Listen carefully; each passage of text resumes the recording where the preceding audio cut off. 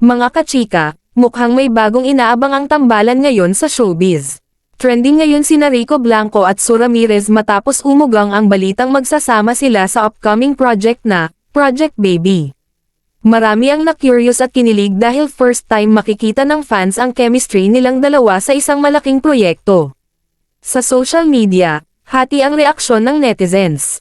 May mga nagsasabing bagay na bagay daw ang vibes ni Rico at Sue dahil parehong cool, talented, at natural lang sa harap ng camera. Meron ding excited makita kung anong klaseng story ang ihahandog nila sa fans. Si Rico Blanco ay kilala hindi lang bilang mahusay na musician kundi isa rin sa pinakarespetadong artist sa industriya. Samantalang si Sue Ramirez naman ay patuloy na pinapahanga ang viewers sa kanyang acting skills at charming personality.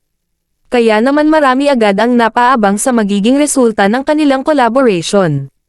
Habang wala pang masyadong detalye tungkol sa proyekto, mas lalo namang umiinit ang usapan online. May ilan ding fans na nagsasabing baka ito na raw ang isa sa pinaka-interesting pairings ngayong taon.